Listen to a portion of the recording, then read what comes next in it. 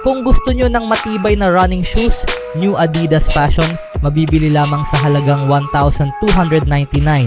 I-click lamang ang link sa comment section.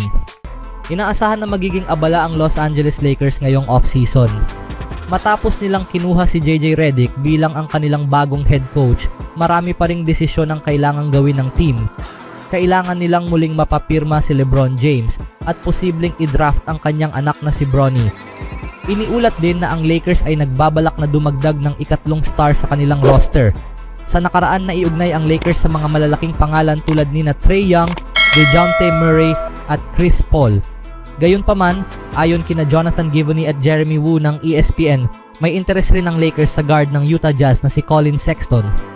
Malamang na i-explore ng Lakers ang trade market para makita kung anong mga veterano ang maaari nilang idagdag upang mabigyan si LeBron James, Anthony Davis at ang bagong coach na si JJ Redick ng pinakamalaking tsansa na makipagkumpetensya ngayong season na may mga pangalan sa NBA tulad ni DeJounte Murray at Colin Sexton na pinag-uusapan ng mga karibal na team bilang posibleng target. Bagamat hindi pa naman isang star si Sexton, ngunit siya ay mula sa kanyang pinakamahusay na season sa ilang panahon. Sa kanyang ikalawang season kasama ang Jazz, ang 25-year-old ay nag-average ng 18.7 points, 2.6 rebounds at 4.9 assists bawat laro.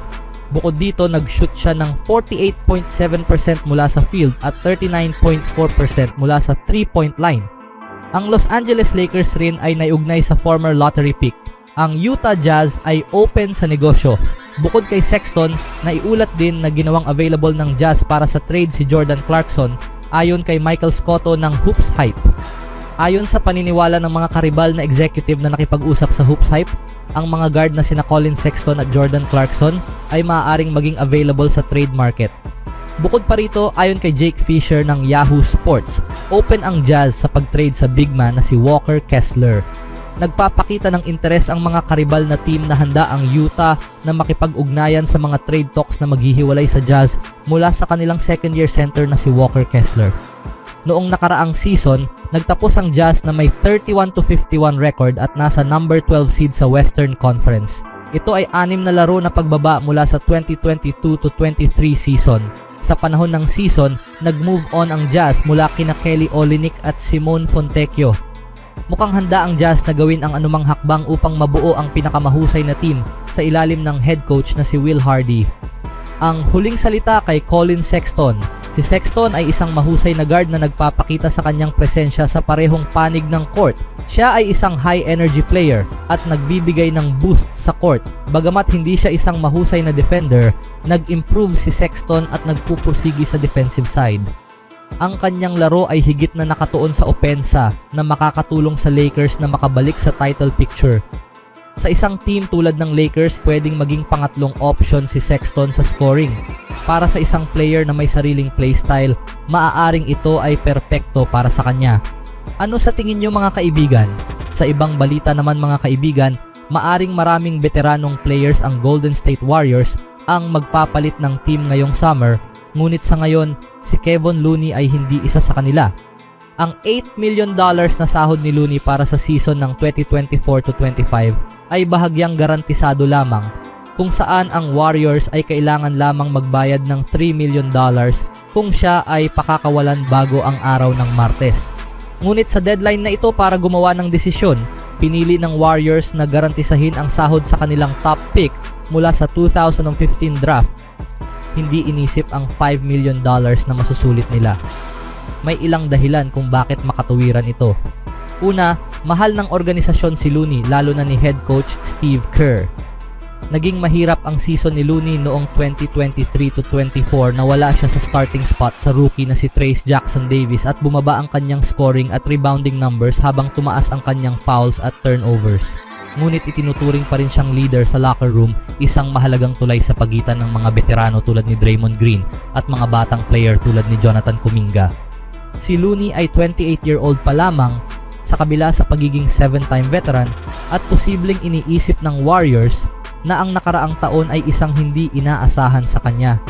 Tiyak na nagbigay siya ng malaking kontribusyon sa playoffs noong 2023 na naglalagay ng 20 plus rebounds sa 4 na magkakaibang laro at natalo ang All-Star center ng Sacramento Kings na si Domantas Sabonis.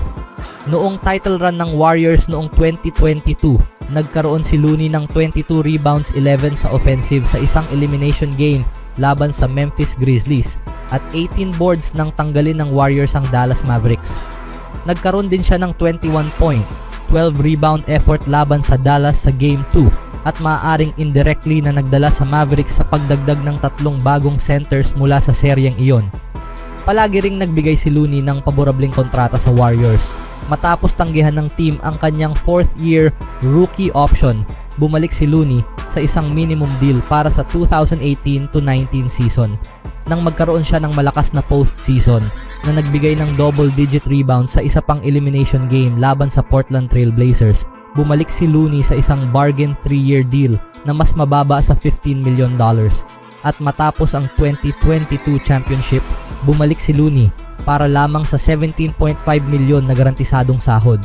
Marahil nararamdaman ng franchise na may utang sila sa kanya. Ngunit sa malamig na mundo ng NBA free agency, maaring bumaba ito sa savings na hindi sulit. Ang pagtanggal sana kay Looney ay makakatipid sila ng $5 million, ngunit dahil kailangang palitan siya ng Warriors ng isa pang big man, ang pagtitipid ay halos wala rin. Ipinapakita rin nito na ang Warriors ay maaring hindi magtutulak sa tax line o isinuko na ang Plan 1A ni owner Joe Lacob na lubusang makawala sa buwis. Ang garantiya ni Looney ay naglalagay sa payroll ng Warriors sa humigit kumulang $142 million na may projected luxury tax limit na $172 million. Nangangahulugan ito na meron silang humigit kumulang $30 million para punan ang roster, kabilang ang mga malaking desisyon sa mga free agents na sina Chris Paul at Klay Thompson. Mas malamang ba na aalis si Thompson? Sabi ng insider na si Tim Kawakami, oo, ngunit bahagya lamang. Sa tingin ng karamihan, aalis si Thompson kung gusto niyang umalis, hindi dahil sa maliit na pagkakaiba sa sahod sa susunod na taon. Ang desisyon ngayon ng Warriors kay Looney ay hindi nangangahulugang mananatili si Looney sa buong season. Ang pagkakaroon ng $8 million na sahod ay napakakapakipakinabang sa pag-aayos ng sahod para sa mga trades, dahil inaasahan ng Warriors na may magkakaroon ng interest kay Looney sa free agent market. Maaari nilang i-trade siya sa kanyang kasalukuyang halaga.